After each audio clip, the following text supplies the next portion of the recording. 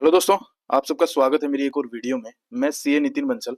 आज मैं बात करने वाला हूँ MGT 7A का ऑफलाइन वर्जन के बारे में। इस बार जो फाइनेंशियल ईयर 24-25 है, इस बार जो MGT 7A फॉर्म है वो ऑफलाइन भी फाइल हो रहा है। ठीक है, और एक ऑनलाइन, दो तरीके के फॉर्म आए हुए हैं। ठीक है, इस वेबसाइट पे मैं आपको दिखा देता हूँ कैसे आपको ऑनलाइन और ऑफलाइन ये फॉर्म दिखते हैं। ठीक है, ऑनलाइन फॉर्म से रिलेटेड हमने ऑलरेडी वीडियो डाल रखी है। आप यहाँ पे माई एप्लीकेशन में जाएंगे। ठीक है, सॉरी, MCA सर्विसेज में जाएंगे, यहाँ पे कंपनी ई फाइलिंग में जाएंगे, यहाँ पे एनुअल फाइलिंग पे क्लिक करेंगे। ठीक है, तो यहाँ पे आप देख सकते हैं MGT 7 का, MGT 7A और AOC 4 इनके ऑफलाइन वर्जन भी हैं। बाकी जितने भी एनुअल फाइलिंग से रिलेटेड फॉर्म फॉर्म है, इनके ऑनलाइन और ऑफलाइन दोनों वर्जन है। तो मैंने ऑनलाइन वर्जन से रिलेटेड ऑलरेडी वीडियो मेरे चैनल पे डाल रखी है, तो आप जाके देख सकते हैं। बट लोगों के कमेंट आ रहे थे कि ऑफलाइन वाली भी बताओ, आप कैसे हमें फाइल करना होता है ऑफलाइन वाला भी।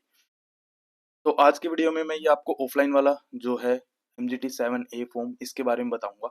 ठीक है, तो ये यहाँ से आप जैसे इसको डाउनलोड, यहाँ से इसको फाइल करना होता है। ठीक है, उससे पहले मैं एक बार आपको फॉर्म की बारे में बता देता हूँ, क्या फॉर्म है, क्यों फाइल करना होता है, क्या एप्लीकेबिलिटी होती है, ड्यू डेट क्या होती है इसकी, अटैचमेंट की क्या रिक्वायरमेंट है, ऑनलाइन ऑफलाइन। ठीक है, DSC, government fees, late fees.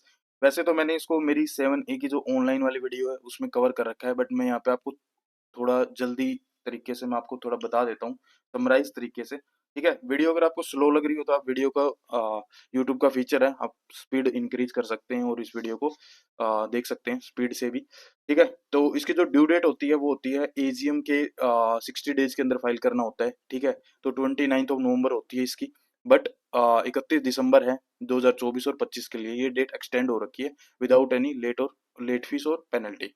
ठीक है, तो जो MGT 7A जो फॉर्म होता है, ये होता है स्मॉल कंपनी और OPC के लिए। और जो स्मॉल और OPC के अलावा जो भी कंपनीज होती हैं लिस्टेड या बड़ी कंपनीज, उनके ऊपर MGT 7 फॉर्म एप्लीकेबल होता है। ये मैंने आपको मेरी दूसरी वीडियो में भी बता रखा है, एक्सप्लेन कर रखा है, बट स्टिल मैं आपको एक बार ओवरव्यू दे देता हूँ। ठीक है, स्मॉल कंपनीज की डेफिनेशन ये वाली होती है, जो paid up capital up to 4 crore है और जिनका टर्नओवर 40 करोड़ तक है, वो आती है स्मॉल कंपनीज में। OPC जो 1% कंपनीज होती हैं। ठीक है, ये वाली कंपनीज स्मॉल कंपनीज में नहीं आती, सब्सिडरी होल्डिंग है या अंडर सेक्शन 8 कंपनी है या कोई स्पेशल एक्ट में कवर होती हैं। ठीक है, तो ये नोटिफिकेशन वगैरह है, तो इतना ही है इसमें। ठीक है, और MGT 7A फॉर्म क्यों फाइल होता है, तो MGT 7A फॉर्म में बेसिकली जो हमारे ये एक इंस्ट्रक्शन होते हैं, आप इंस्ट्रक्शन डाउनलोड कर लें, तो इंस्ट्रक्शन से आपको पता लग जाएगा कि यहाँ पे दिया हुआ होता है पर्पज ऑफ द फॉर्म। ठीक है, तो पर्पज ऑफ द फॉर्म में क्या होता है कि जो कंपनी की जितनी भी डिटेल्स हैं, ठीक है, वो पूरे साल की डिटेल्स को हम इस फॉर्म में बताते हैं। इसमें रजिस्टर्ड ऑफिस भी बताते हैं, बिजनेस एक्टिविटी बताते हैं, एसोसिएट कंपनीज, शेयर जितने भी हैं, डिवेंचर हैं, शेयर होल्डिंग का पैटर्न भी हम इसमें बताते हैं, रेम्यूनरेशन वगैरह भी कि हमने जो शेयर होल्डर डायरेक्टर्स को जो रेम्यूनरेशन दी है, बोर्ड मीटिंग कितनी की है हमने, डायरेक्टर ने बोर्ड मीटिंग अटेंड की है या नहीं की है, कितने परसेंट की हैं। ठीक है, कोई मैटर हुआ है, कोई शेयर होल्डिंग पैटर्न में चेंज हुआ है, तो ये सारी डिटेल्स जो हैं वो इस फॉर्म में आती है। इसलिए ये फॉर्म फाइल किया जाता है, ताकि एक ROC के पास एक डिटेल चली जाए कि पूरे कंपनी में क्या क्या डिटेल्स, क्या चेंज हुआ है या क्या कुछ है as on the end of the financial year. तो ये उसके लिए फॉर्म फाइल किया जाता है। ठीक है, तो यहाँ से आप क्लिक करके यहाँ पे जाएंगे तो ये वाला ऐसे फॉर्म ओपन हो जाएगा। ठीक है, ये मैं ऑफलाइन वर्जन की बात कर रहा हूँ। इसमें एक एक्सेल डाउनलोड होगी, वो एक्सेल भी बताऊंगा कैसे डाउनलोड होगी। उससे फिर एक्सेल को सेव करके वो आपको यहाँ अपलोड करनी होती है। ठीक है, तो ये एक ऑफलाइन वर्जन है, बट ये चलेगा यहीं पे। ठीक है, ऑफलाइन है, मतलब वो एक्सेल भी दिखाऊंगा मैं आपको। ठीक है, तो ये जैसे यहाँ पे आपका नाम आएगा, जो जिससे भी लॉगिन कर रखा है आपने, तो बिजनेस यूजर होना चाहिए। बिजनेस यूजर से लॉगिन करके आप एनुअल फाइलिंग में जाके इसको यहाँ से फाइल करेंगे। ठीक है, तो यहाँ सबसे पहले यहाँ पे लिखा हुआ है इफ एनी फील्ड, ये अभी आपको समझ नहीं आएगा, वो मैं बताता हूँ पहले। तो ये नॉर्मल फॉर्म है, तो इसमें क्या क्या डिटेल्स आपको यहाँ डालनी है, ये इतना ही फॉर्म है यहाँ तक। ठीक है, 10 पॉइंट ही है इसमें। यहाँ से इसको मैं अगर सबमिट करूंगा, सबमिट करने के बाद एक एक्सेल जनरेट होगी और एक्सेल में हमें डिटेल फिल करनी होती है। यहाँ पे जस्ट सपोज मैं कोई भी कंपनी एक बार के लिए उठा लेता हूँ।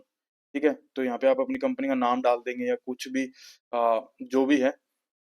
जैसे मैं ये रैंडमली मैंने एक कंपनी उठाई है। ठीक है, तो इसका फिर यहाँ पे आपका फाइनेंशियल ईयर डाल देंगे, जिस फाइनेंशियल ईयर के लिए आप इसको फाइल कर रहे हैं।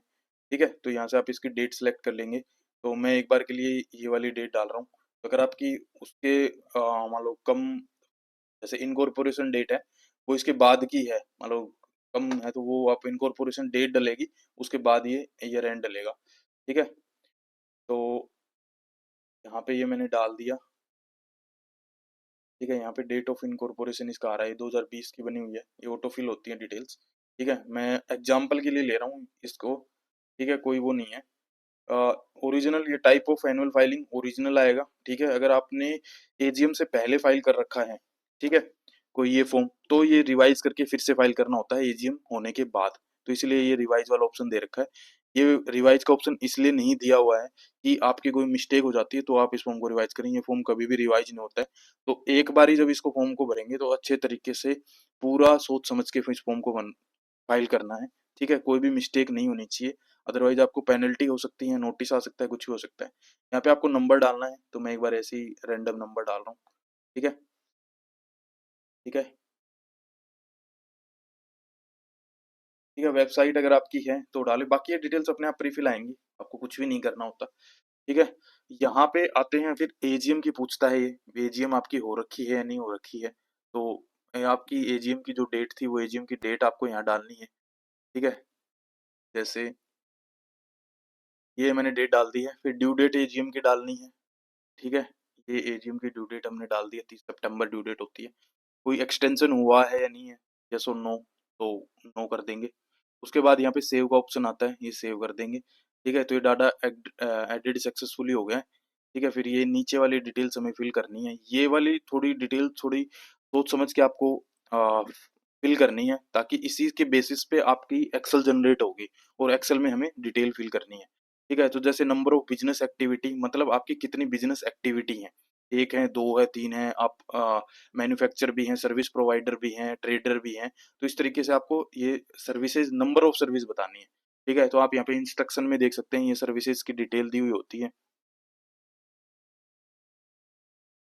ठीक है, यहाँ पे नीचे आपको मिलेगा, ये देखिए, ये देखो, ये होती है प्रिंसिपल बिजनेस एक्टिविटी कोड। ठीक है, तो ये यहाँ पे इनमें से ये एक्टिविटी बोलते हैं, बिजनेस एक्टिविटी। तो ये आपके जितने भी हैं वो आपको यहाँ पे सेलेक्ट करनी है। ठीक है, तो मैं एक बार के लिए एक कर लेता हूँ ताकि ज़्यादा मैसी ना हो। ठीक है, फिर पार्टिकुलर्स ऑफ एसोसिएट कंपनी, आपकी कोई भी एसोसिएट कंपनीज हैं। ठीक है, ये नोट एप्लीकेबल होता है ओपीसी की केस में और एप्लीकेबल होता है स्मॉल कंपनीज के केस में। तो यहाँ भी एक बार के लिए एक कर लेते हैं, या इसको मैं एक बार के लिए जीरो कर लेता हूँ क्योंकि डिटेल फिल करनी पड़ेगी, तो उसकी वजह से एरर ना आए। ठीक है, अगर है तो वो मैं आपको समझा दूंगा क्या चीज़ है ये। ठीक है, फिर share capital, debenture and other securities of the company, अब यहाँ पे आता है शेयर कैपिटल की डिटेल। ठीक है, इक्विटी शेयर कैपिटल, आपकी नंबर ऑफ क्लास डालनी होती है कि भाई आपके इक्विटी शेयर कितने टाइप की क्लास है। तो क्लास में अगर बात करूँ तो ये इस तरीके से क्लास होती है। ठीक है, ऑर्डिनरी शेयर होते हैं, इक्विटी शेयर जैसे non voting, redeemable, management, freezer, तो इस टाइप के शेयर्स होते हैं।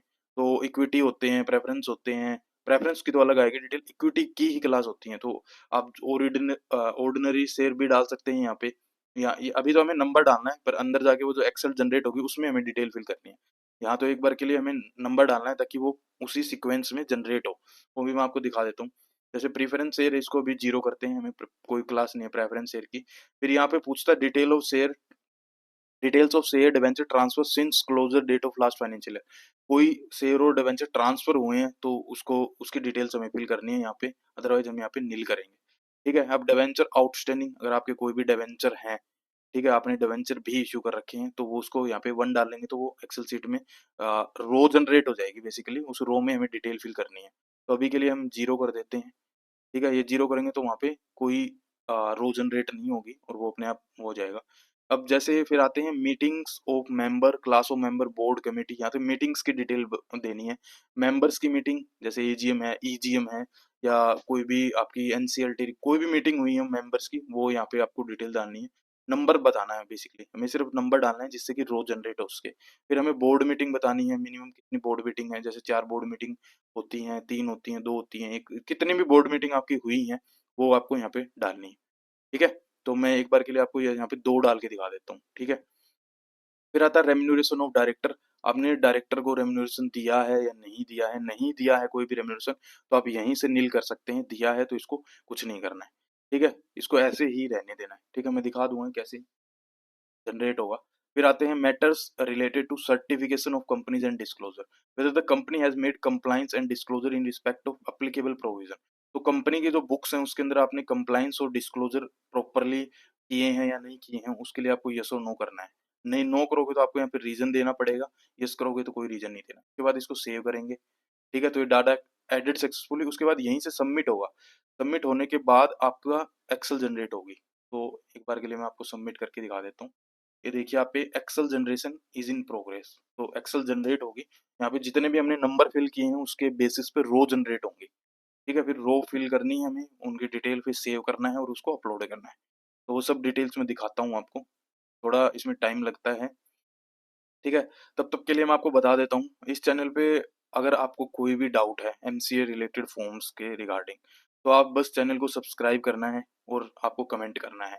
अगर आप बिना सब्सक्राइब किए कमेंट करेंगे तो आपका जो कमेंट है वो स्पैम में चला जाता है, हमको हाईलाइट नहीं होता। और सब्सक्राइब करके आप कमेंट करेंगे, हमें तुरंत पता लग जाता है और हम ऑन द स्पॉट रिस्पॉन्स करते हैं। कोई भी आपकी क्वेरी है या किसी भी रिलेटेड फॉर्म से रिलेटेड, एमसीए से रिलेटेड, कुछ भी, कोई भी क्वेरी आप कमेंट करके हमसे पूछ सकते हैं, ठीक है। ये एक्सेल जनरेशन कंप्लीट, इस पे ओके करेंगे, ठीक है। यहाँ पे ये कंप्लीटेड सबमिटेड दिखा रहा है, यहाँ पे ये एक्सेल, यहाँ पे डाउनलोड का ऑप्शन आ गया, ठीक है। तो यहाँ पे क्लिक करेंगे, ये एक्सेल डाउनलोड हो जाए, ठीक है। और वो एक्सेल जो हमारी जनरेट होगी वो हमें यहाँ पे सेव करके एक्सेल को यहाँ अपलोड करना है, ठीक है।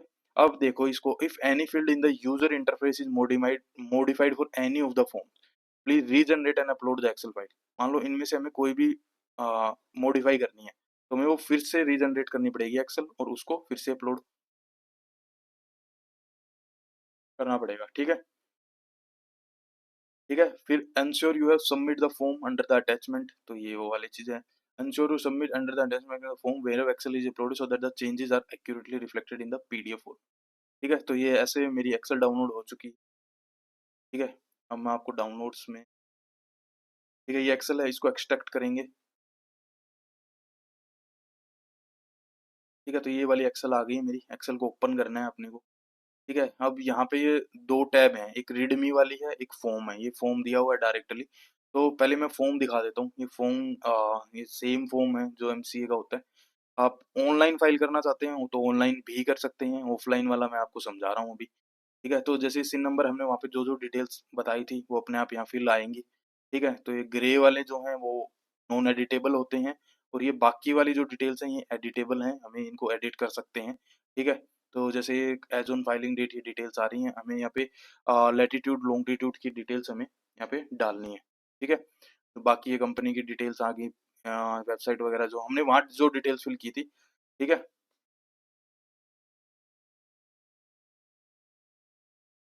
अब ये देखिए, जैसे नंबर ऑफ बिजनेस एक्टिविटी है, हम मैंने वहाँ पे 1 डाला था, तो 1 डालेंगे तो यहाँ पे बिजनेस एक्टिविटी का ऑप्शन आ गया, ठीक है। तो अब एक बार के लिए मैं आपको इसके इंस्ट्रक्शन पढ़ा देता हूँ। इंस्ट्रक्शन पढ़ने के बाद हम इस फॉर्म को ही डायरेक्ट फिल करने वाले हैं, ठीक है। तो सबसे पहले इंस्ट्रक्शन ये है कि एक्सेल होनी चाहिए 2021 प्लस वाले वर्जन की, ठीक है। प्रोटेक्टेड सीट, आप उसको कुछ भी मॉडिफाई नहीं करें, कट कॉपी पेस्ट आपको अवॉइड करना है। आप कोई भी वैल्यू है वो आप टाइप करके फिल करें, ठीक है। ये बाकी ये वाली वैल्यूज आपको अमाउंट में ये वाली वैल्यू से यहाँ तक की होनी चाहिए, उसमें 250 से 500 तक के करेक्टर आप यूज कर सकते हैं। जीरो वैल्यू कंसिडर्ड मानी जाएगी, ग्रे वाले हमें नॉन एडिटेबल्स हैं और ब्लू वाले एडिटेबल हैं, और डेट का ये फॉर्मेट रहेगा। फिर ये कोई भी after filing in the date uploading Excel पे ये वैलिडेशन कुछ भी आएगा तो ये वैलिडेशन वाली चीजें हैं। वैलिडेशन कोई एरर वगैरह है तो उसको आप कैसे रिजोल्व कर सकते हैं, डिटेल्स यहाँ पे दे रखी है, ठीक है। तो वो एरर वाली चीज भी बताऊंगा मैं, कैसे क्या आएंगे एरर, उनको कैसे आप रिजोल्व कर सकते हैं, ठीक है। अब बात कर लेते हैं, ये फॉर्म का मैंने दिखाया था आपको स्टार्टिंग से, यहाँ से आप इस फॉर्म को फिल करना शुरू करते हैं। तो लैटिट्यूड डिटेल आपको क्या होता है, लॉन्गिट्यूड लैटिट्यूड ये गूगल मैप पे मिलेगी आपको। जस्ट आपको गूगल मैप पे आपकी करंट लोकेशन देखनी है, वहाँ पे कोड आपको मिल जाएगा। गूगल मैप में आप सर्च करेंगे, ठीक है। तो मैं एक बार के लिए यहाँ पे रैंडम ऐसे ही कुछ डाल रहा हूँ ताकि ये फॉर्म फिल हो जाए।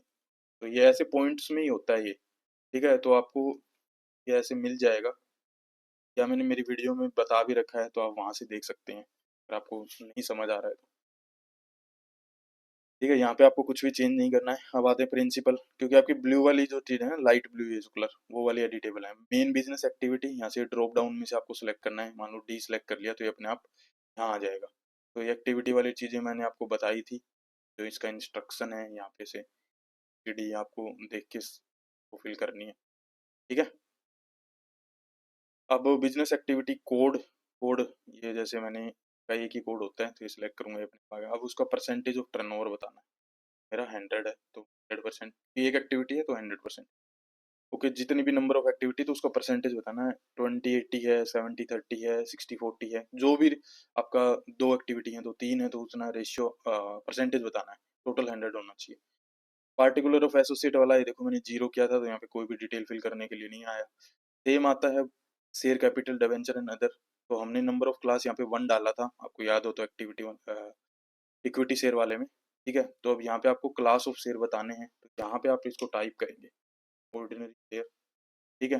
अब नंबर ऑफ इक्विटी शेयर आपको बताने हैं यहाँ पे, मान लो मैंने 1 लाख डाल दिए, ठीक है। या मैं एक काम करता हूँ, इसको 10,000 रखता हूँ, फिर इश्यूड भी 10,000, ठीक है, सब्सक्राइब्ड भी 10,000, पेड अप भी, ठीक है। तो यहाँ पे मैं डालता जाऊंगा, ये अपने आप ऊपर सम होके आता रहेगा। अब नॉमिनल वैल्यू मान लो 10 है, 10 है, ये भी 10 है, ये भी 10 है, ठीक है। तो ये अपने आप ये डिटेल्स यहाँ ऊपर अपने आप फिल हो गई है, ठीक है। सेम प्रेफरेंस के केस में होता है, यहाँ पे आप जीरो डाल दिए तो आपकी कोई भी, तो यहाँ पे आपको इस तरीके से काम करना है। फिर अनक्लासिफाइड कुछ है तो टोटल ऑफ अनक्लासिफाइड, यहाँ पे जीरो, कुछ है ही नहीं हमारा तो, ठीक है। अब आता है breakup of paid up share capital, जो हमने यहाँ पे पेड अप शेयर कैपिटल डाली है, इसका हमें ब्रेकअप डालना है, 10,000 जो शेयर डालने हैं।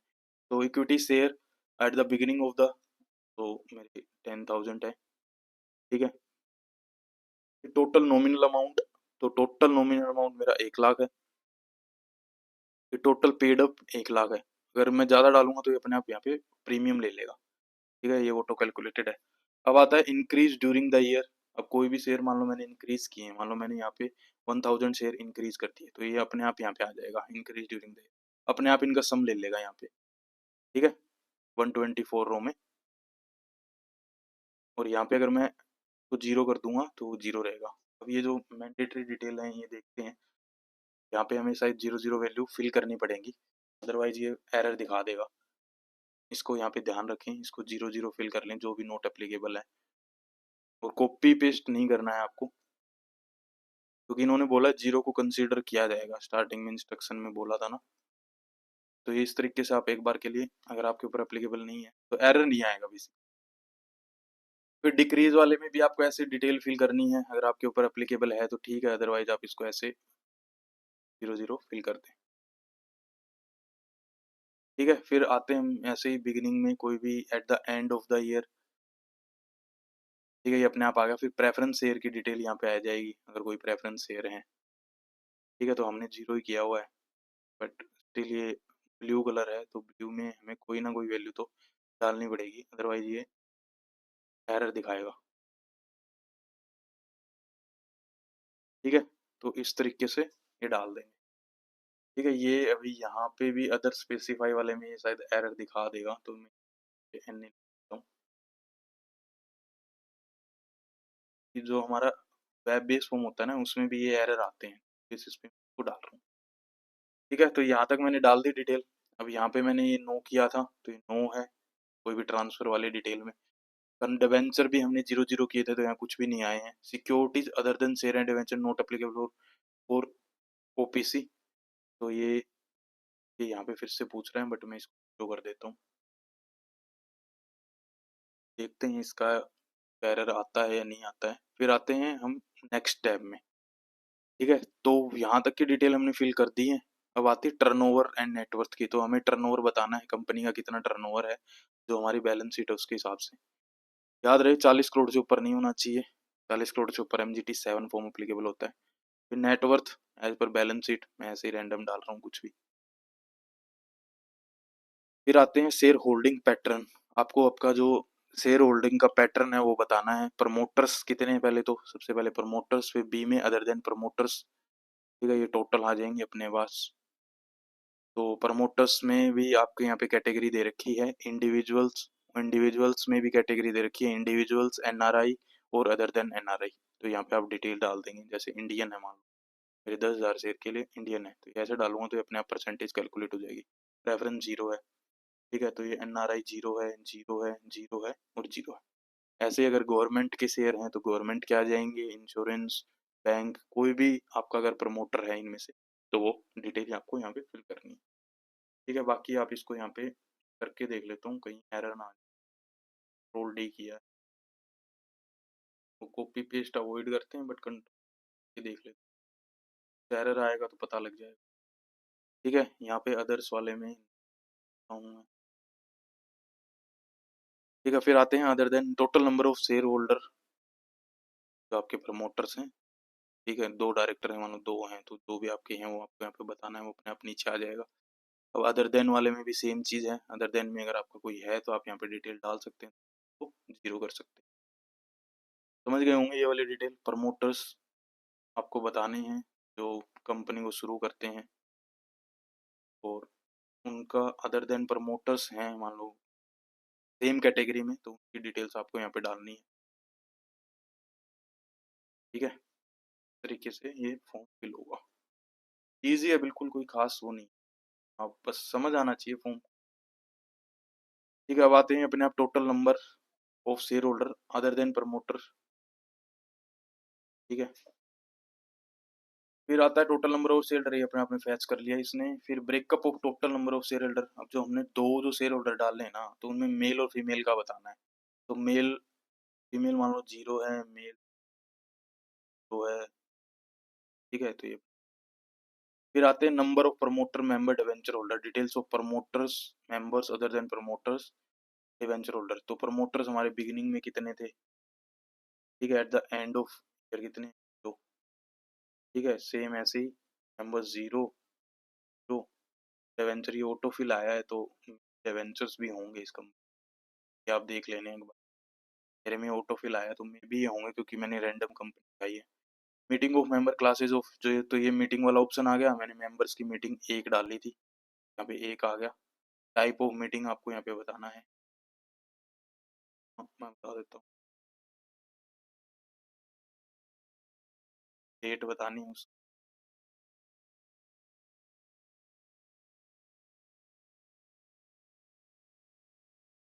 फॉर्मेट उसी में डालना है। ठीक है, total number of members entitled to attend to, member of attended to, percentage of total shareholding, तो नंबर ऑफ डेड हो गया ना। ठीक है, तो इस तरीके से आपको मेंबर्स की कोई भी मीटिंग हुई है वो डालनी है। ठीक है, फिर आता बोर्ड मीटिंग्स, आपकी कोई भी बोर्ड मीटिंग्स हुई हैं, आपने मैंने 2 डाला था, तो 2 बोर्ड मीटिंग है। बोर्ड मीटिंग की डेट डालनी है आपको, क्या मान लो एक हुई 30 मई, यहाँ पे डाल दूँ। ठीक है, फिर total number of director as on the date of meeting, 2 director थे, नंबर उन्हें अटेंड किया, वो अपने आप 100 आ जाएगा। फिर मान लो मेरी 31 जुलाई को मैंने,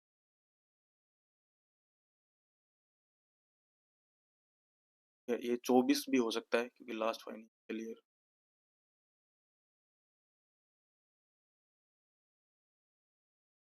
मतलब फाइनेंशियल ईयर का हम देखते हैं ना, सेम इसका होगा। तो ये हो गया, फिर आते हैं अटेंडेंस वाले डिटेल्स।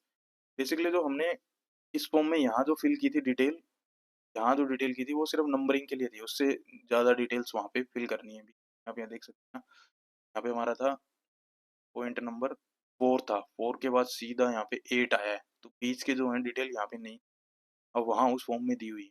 फिर 8 के बाद 9 है और 10 है, ये चीज़ें यहाँ पे फिल हो।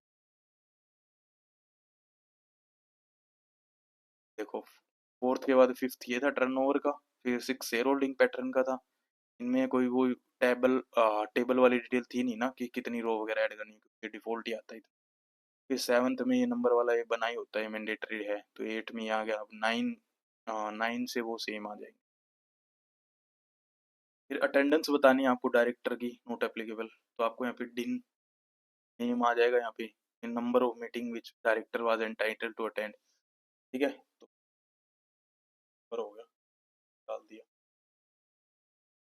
ठीक है, number of meeting director was entitled, number of meeting. ठीक है, फिर ये आ रहा है एजीएम आपने अटेंड की या नहीं, करेंगे या नहीं। ठीक है, तो यहाँ पे सेम ऐसे ही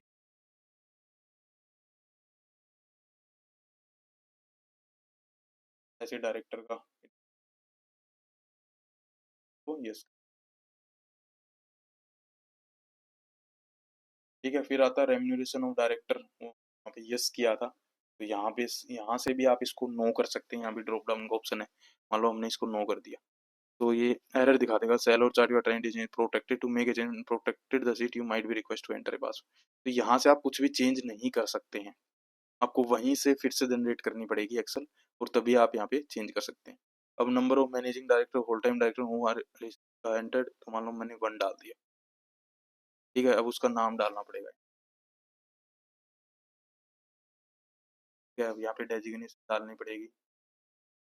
मैं मान लो मैंने सैलरी डाल दी, यहाँ कमीशन डाल दिया, स्टॉक ऑप्शन 10 0। ठीक है, तो ये अपने आप यहाँ पे ऐसे आ जाएगा, टोटल में भी आ। Number of other director whose remuneration detail to be entered. ठीक है, अब क्वेश्चन ये भी है कि अगर हमने यहाँ यस कर कर यहाँ 0 कर दें तो एरर आ जाएगा, बट स्टिल हम 1 करते हैं तो ये कन्फ्लिक्ट हो जाएगा ना, आपने यहाँ रेम्यूनरेशन यस कर दिया और डिटेल कुछ 0 कर रहे हो, तो कन्फ्लिक्ट हो जाएगा। फिर आते हैं matter related to certification, yes था, इसमें कोई चेंज करना नहीं है। फिर आते हैं पेनल्टी एंड पनिशमेंट डिटेल, कोई भी आपको ऊपर पेनल्टी या पनिशमेंट है की डिटेल्स आपको यहाँ पे डालनी है। अगर आप इसको यस करेंगे तो आपको नंबर ऑफ पेनल्टी बतानी है पहले, तो फिर name of the company director या ऑफिसर, कंपनी पे हुई है या डायरेक्टर पे हुई है या कोई ऑफिसर पे हुई है, नेम कौन सा था, कोर्ट का, कंसर्न अथॉरिटी का, डेट ऑफ ऑर्डर क्या था, name of act and section under under which you have penalise और पनिश्ड, डेट ऑफ पेनल्टी क्या थी, पनिशमेंट क्या था, डिटेल्स ऑफ, डेट नहीं, डिटेल्स ऑफ पेनल्टी, फिर डिटेल्स ऑफ अपील, अपील वगैरह की है।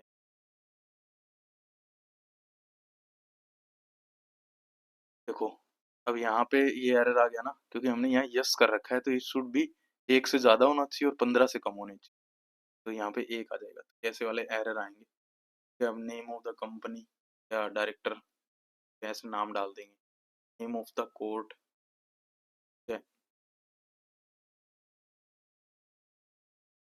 मैं एक बार ऐसे ही डाल रहा हूँ, ऑफ द ऑर्डर 15/10, और नेम ऑफ द एक्ट, तो मान लो कंज्यूमर एक्ट डाल लो, ये डिटेल्स ऑफ पैनल, आप इसमें डिटेल डाल लेना, डिटेल्स ऑफ अपील कुछ। ठीक है, फिर आते हैं details of compounding of offence, कोई भी आपने कंपाउंड करवाया है तो इसको नो कर देंगे, हमने कोई ऑफेंस कंपाउंड नहीं करवाया। ठीक है, फिर आते हैं detail of share holder debenture holder, number of share holder debenture holder, तो यहाँ पे शेयर होल्डर डिवेंचर होल्डर इसलिए पूछ रहे हैं, इसी बेसिस पे वो जो अटैचमेंट जाती है वो अटैचमेंट इसी के उस पे जाएगी यहाँ, तो वो बताऊंगा मैं आगे जाके, तो यहाँ पे जितने number of share holder debenture holder आएंगे उसके हिसाब से एक्सेल जनरेट होगी, जो हमें अटैचमेंट में देनी होती है, डिटेल्स ऑफ शेयर होल्डर की अटैचमेंट लगती है। फिर डिक्लेरेशन रूल्स दिन pin and number of the designated person, तो नेम ऑफ द डेजिग्नेटेड अपने आप आ जाएगा जब वहाँ पे फिर दिन नंबर डालेंगे, तो डिक्लेरेशन रिजोल्यूशन नंबर डालना है यहाँ पे, मान लो 4 था मेरा, डेट डालनी है उसी फॉर्मेट में, 11/25। ठीक है, ये रिजोल्यूशन नंबर के लिए to be digitally sign by, तो यहाँ पे सिर्फ डायरेक्टर के साइन होंगे, एक यहाँ पे डिक्लेरेशन लगेगी डायरेक्टर की, और यहाँ पे डायरेक्टर के साइन होंगे दिन नंबर डाल के। ठीक है, तो इस तरीके से ये फॉर्म पूरा फिल होगा। ठीक है, तो मैं एक बार डिन नंबर की डिटेल और डाल के फिर इसको सेव करके वहाँ अपलोड करके देखते हैं क्या एरर है, एरर वाली डिटेल आपको और मजा आ जाएगी। ठीक है, सेव करते हैं, तो मैंने एक बार के लिए डिन नंबर डाल दिए हैं इसके अंदर। ठीक है, हम देखते हैं, इसको सेव कर दिया है मैंने, क्लोज कर दिया है, अब उसके बाद वहीं उसी पोर्टल पे जाते हैं और यहाँ चूज फाइल करते हैं, सिलेक्टेड है तो ओपन किया, सेलेक्ट किया बेसिकली, अभी देखो यहाँ पे एरर की फाइल डाउन वो हो गई है जनरेट। अब इस पर क्लिक करेंगे तो ये डाउनलोड हो जाएगी, इस पर क्लिक करेंगे ये ओपन हो जाएगी। अब आप यहाँ पे देख सकते हैं enter DIN is invalid for, इस पॉइंट नंबर बता रखा है। Attendance of director not applicable for OPC, please provide valid D number until no business activity will be.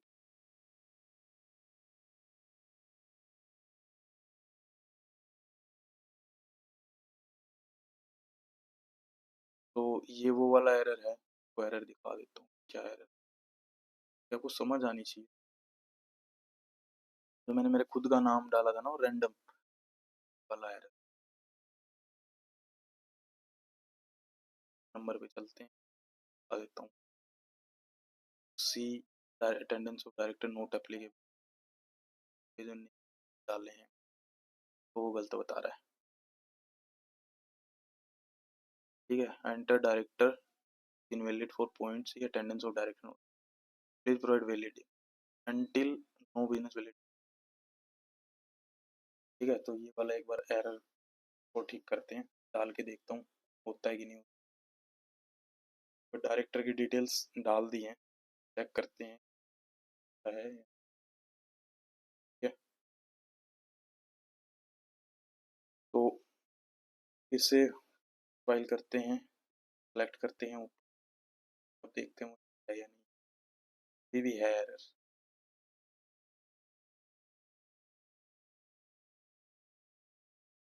तो इतने एरर आ चुके हैं, 27, 27, 28 एरर आ चुके हैं। ठीक है, तो ये इस तरीके से एरर आएंगे क्योंकि मैंने आपको ऐसे ही रैंडम फाइल करके दिखाया है जस्ट ओवरव्यू के लिए। अब आप देख सकते हैं value zero is invalid for right issue for equity share in total premium inside, ये पॉइंट नंबर है breakup of paid up share capital, it should be empty as number of share entered is G. ठीक है, फिर ये is invalid for bonus issue for equity share in total premium inside breakup of paid up share capital, it should be empty as number of share entered is zero. Okay, तो ये वाला तो error समझ आ गया, जो हमने वहाँ zero zero नहीं डलेंगे तो हमने वहाँ पे डाल दिए थे। एरर तो मैं आपको यहीं बता देता हूँ। ये कह रहा है कि ब्रेकअप ऑफ जो हमने है ये ब्लैंक ही छोड़ने हैं हमें, मान लो ये जीरो जीरो नहीं डालने वाली डिटेल कह रहा है। अगर हमने breakup of paid up share capital right issue बोल,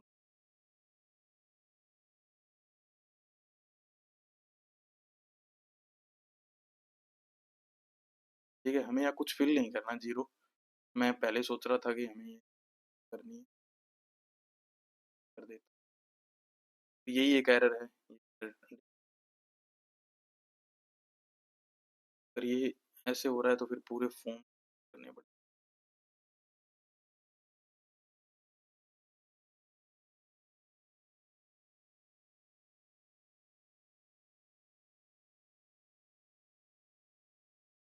ठीक है, तो ये वाला मेरा पर फोर का एरर था, फोर का पॉइंट का error is enabled private placement preferential non equity share in total premium inside that is breakup of paid up share capital should be imputed the number of share entered is zero। तो basically वही वाले error है।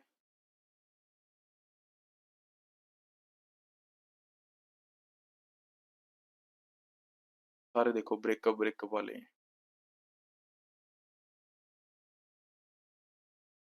ठीक है, तो एक बार फिर से करके देखता हूँ मैं, 2 मिनट दो बस। तो एक बार के लिए मैंने डिलीट किए हैं और फिर से चेक करते हैं क्या एरर आते हैं।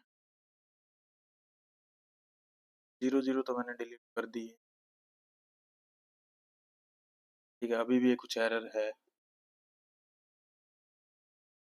टाइम एरर अभी आ रहा है। Value zero zero for right issue of equity share is number of share inside breakup of paid up share capital bonus private paid of sweet.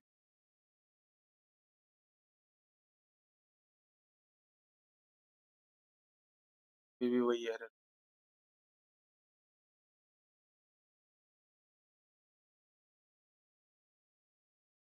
Beginning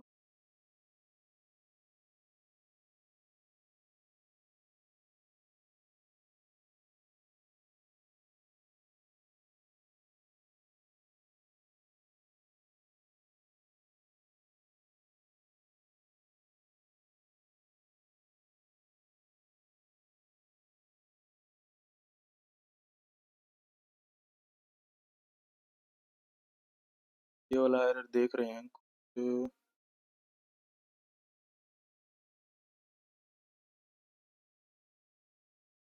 क्या एरर है, देख रहे हैं एक बार के लिए। तो दोस्तों बेसिकली मैंने ट्राई कर लिया है इसमें, ठीक है। तो ये एरर अभी भी आ ही रहे हैं इसमें, ठीक है। तो इसी रीज़न से मैं ऑनलाइन को ही प्रेफर करता हूँ, ऑफलाइन वाले हम कम ही फाइल करते हैं। बट एक बार अगर आपको अगर समझ आता है, क्योंकि मल्टीपल क्लाइंट होता है, ऑफलाइन का फ़ायदा ही होता है कि भाई आप एक साथ अगर फॉर्म आपको प्रिपेयर करके रखने हैं तो आप ऑफलाइन वर्जन में जा सकते हैं, उनको प्रिपेयर करके रख सकते हैं, मल्टीपल लोग एक साथ काम कर सकते हैं, इसके एरर दूर कर सकते हैं। बट इस वाले के जो एरर आते हैं ना, ये काफ़ी थोड़े डिफिकल्ट से एरर हैं। बार बार मैं आपको वैल्यू डाल डाल के मैं चेक कर रहा हूँ, देख रहे हैं आप इनवैलिड, अभी भी इनवैलिड बता रहा है, ठीक है। It should be equal zero as number of share entered is zero. फिर ब्रेकअप वाले में अभी right equity total nominal amount है, नॉमिनल तो हमने पहले इसमें जीरो जीरो ही डाल रखा था, बट अब जीरो जीरो हटा दिए तो इन्होंने फिर से एरर दे दिया। तो ये थोड़ा दिक्कत वाली चीज़ें हैं, इसमें टाइम लग सकता है ये एरर हटाने में, ठीक है। यहाँ पे देखो मैंने अभी क्या किया था, मैंने दिखा देता हूँ आपको एक बार के लिए। देखो मैंने यहाँ पे जीरो जीरो डाल दिए थे और उससे पहले आपके सामने मैंने इन सभी में जीरो जीरो डाले थे, तो उस टाइम भी यही एरर आ रहा था। अब जीरो जीरो यहाँ डाल दिए तो अब कह रहे हैं नॉमिनल वाले में जीरो, टोटल पेड अप वाले में जीरो। देख रहे हो आप, यहाँ पे लिखा हुआ है, ये देखो यहाँ पे लिखा हुआ है equity share in total nominal amount, nominal amount, और ये सबका नॉमिनल आ गया। सभी का right, bonus, private, ESOP, sweat का सभी का नॉमिनल कह रहा है वो, ठीक है। फिर आगे सभी का ही नॉमिनल है यहाँ पे, फिर नॉमिनल के बाद कह रहा है equity share in total nominal account, ये डिक्रीज वाले में पूछ लिया। तो इस तरीके से ये एरर है, ठीक है। तो सारे एरर आप मतलब रीड करके या तो आप हटा सकते हैं या आप ऑनलाइन वर्जन में भी जा सकते हैं। अब जब ये एरर हट जाएंगे तो यहाँ पे ये ग्रीन में आ जाएगा सक्सेसफुली, यहाँ पे लिखा हुआ एरर की जगह ब्लू कलर में यहाँ पे लिखा हुआ आ जाएगा। उसके बाद आपको बस प्रोसीड करना है और सिंपल इसके बाद अटैचमेंट का ऑप्शन आएगा। ये देखो यहाँ से थर्ड ऑप्शन आएगा अटैचमेंट वाला, ठीक है। मैं एक बार ट्राई करके देख लेता हूँ, अगर फिर भी कोई एरर अगर हो जाते हैं तो एक बार और ट्राई कर लेता हूँ ताकि मैं आपको थर्ड टैब भी दिखा सकूँ। तो दोस्तों ये देखिए सभी एरर हट गए हैं, वो फाइल जो एरर वाली थी वो अभी रेड से ब्लू में आ चुकी है। तो अभी आप इसको डाउनलोड करके देखेंगे तो ये जो हमारी ओरिजिनल जो हमने एक्सेल जो अपलोड की है वो अपलोड हो चुकी है। तो एरर क्या आ रहे थे बेसिकली वो मैं बताऊं आपको, अगर तो एक तो यहाँ पे जो नंबर ऑफ शेयर्स थे यहाँ पे जीरो जीरो था, ये प्रीमियम वाले कॉलम में कुछ नहीं डालना है, इसको ब्लैंक छोड़ना है, ठीक है। तो एक तो ये एरर था ये जीरो जीरो वाला, एक यहाँ पे ये एन ए डालने वाला, तो ये जेन्युइन था, एन ए मैंने नहीं डाल लेते तो ये एन ए आएगा यहाँ पे, ठीक है। बाकी यहाँ पे कुछ भी नहीं डालना, ठीक है। यहाँ पे ये जीरो जीरो आएंगे, ठीक है। दूसरा ये डेट का एरर था, 24 की डेट आएंगी, 2024 की date within financial year वाली, और डायरेक्टर की दो डिटेल आएंगी, मिनिमम दो डिटेल्स होनी चाहिए। अगर आपने यहाँ जीरो डाल रखा है तो नीचे भी जीरो आएगा। तो इस तरीके के इजी इजी एरर थे, रीड करने से सोल्व हो गए हैं। तो वो वाली चीजें हैं, आप इनको सोल्व कर लेंगे एक बार तो आपको समझ आ जाएगा, नहीं करेंगे तो टाइम लगेगा, वही वाली चीज है। अब इसको प्रोसीड पे क्लिक करेंगे तो यहाँ पे आप देख सकते हैं अटैचमेंट वाला टैब ओपन हो गया है, ठीक है। अब अटैचमेंट वाले में क्या क्या अटैचमेंट देनी है वो दिखा देता हूँ मैं आपको। Photograph of the registered office of the company, तो कंपनी की जो बिल्डिंग है उसकी बाहर की साइड की आपको एक्सटर्नल बिल्डिंग की फोटो होनी चाहिए आपके पास, ठीक है। जरूरी नहीं है कि जियो कोडेड हो या डायरेक्टर उस फोटो में आना चाहिए, सिर्फ फोटो में नेम, सिन नंबर और एड्रेस आना चाहिए, ठीक है। अभी तक की ये गाइडलाइन है। तो वो फोटो आप यहाँ पे पीडीएफ बना के या जिप इमेज फाइल आप यहाँ पे अपलोड कर सकते हैं। फिर list of share holder, please download pre defined template, तो डाउनलोड टेम्पलेट करना है, इसी में आपको वो डिटेल डालनी है शेयर होल्डर की और यहाँ पे अपलोड करनी है, ठीक है। ये देखिए ये इंस्ट्रक्शन दे रखा है, तो आपको अनेबल करना है मैक्रोज और इसमें डिटेल फिल करनी है। ये ऑप्शनल अटैचमेंट का पार्ट है, ठीक है। जैसे हम इमेज में मान लो कोई भी इमेज एक बार के लिए यहाँ पे डाल देता हूँ आपकी जानकारी के लिए, सेलेक्ट कर लेता हूँ मैं एक बार के लिए, ठीक है। मान लो ये वाली इमेज डाल दी मैं, ठीक है। फिर ये फाइल देखते हैं, अगर यही वाली फाइल अगर ये लेता है, एरर दिखाएगा, ठीक है। तो ये वाली फाइल आ गई है, ठीक है। उसके बाद आपको यहाँ से ऐसे सबमिट करना है।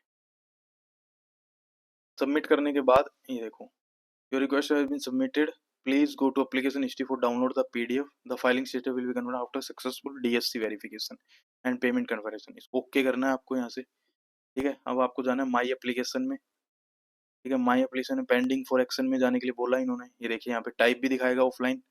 ठीक है, अब यहाँ से आपको ये फॉर्म डाउनलोड करना है, उसमें डीएससी लगाने हैं, और डीएससी लगाने के बाद यहाँ पे अपलोड फॉर्म का ऑप्शन आएगा। एक बार ये डाउनलोड हो जाता है वो दिखा देता हूँ मैं आपको भी। ठीक है, जैसे ये मेरा फॉर्म डाउनलोड हो गया। ठीक है, अब यहाँ पे अपलोड फॉर्म का ऑप्शन आएगा। ठीक है, यहाँ से अपलोड करने के बाद फिर पेमेंट का ऑप्शन आएगा। ठीक है, पहले डीएससी लगाने हैं। तो जैसे ये फॉर्म मेरा यहाँ डाउनलोड में आ गया है। ठीक है, जैसे ये वाला फॉर्म आया मेरा, इसको एक्सट्रैक्ट करेंगे। ठीक है, तो एक्सट्रैक्ट हो गया है। मेरी कोई साथ में ये एक्सेल भी दी है जो मैंने अपलोड की थी। अब इस फॉर्म पे आपको नीचे जाके यहाँ पे डीएससी लगाने हैं डायरेक्टर के। ठीक है, यहाँ पे डायरेक्टर के डीएससी लग जाएंगे। ठीक है, डीएससी लगने के बाद आपको यहाँ पे ये अपलोड करना है, सिंपल। ठीक है, फिर ये अगर यहाँ पे चूज फाइल करोगे फॉर्म को, आपको ये जैसे ये वाला फॉर्म है। ठीक है, इस पे अपलोड पे क्लिक करोगे। अभी मैंने डीएससी नहीं लगा के आ गया ना एरर। तो डीएससी लगाने के बाद यहाँ पे प्रोसीड टू पेमेंट का ऑप्शन आएगा, और आपकी जो भी फीस है ऑथराइज कैपिटल के बेसिस पे और पेड अप कैपिटल के बेसिस पे, तो उस हिसाब से आपको पेमेंट करनी है, और ये फॉर्म आपका फाइल हो जाएगा। आप इसका स्टेटस देख सकते हैं यहाँ से माई एप्लीकेशन से। ठीक है, तो मैंने आज की वीडियो में सारा कुछ कवर किया है, आपको पूरा end to end with error तक सारी डिटेल दिखा दी है। ऑनलाइन और ऑफलाइन वाली चीज़ें भी मैंने बता दी है। ऑनलाइन की वीडियो ऑलरेडी अपलोड हो चुकी है। डीएससी की रिक्वायरमेंट, लेट फीस की भी आप वहाँ पे देख सकते हैं इसके इंस्ट्रक्शन में जाके। ठीक है, सब कुछ कवर किया है मैंने। तो अगर वीडियो पसंद आई हो तो इसको लाइक करें, सब्सक्राइब करें, शेयर करें। कोई भी डाउट है कमेंट करके आप पूछ सकते हैं।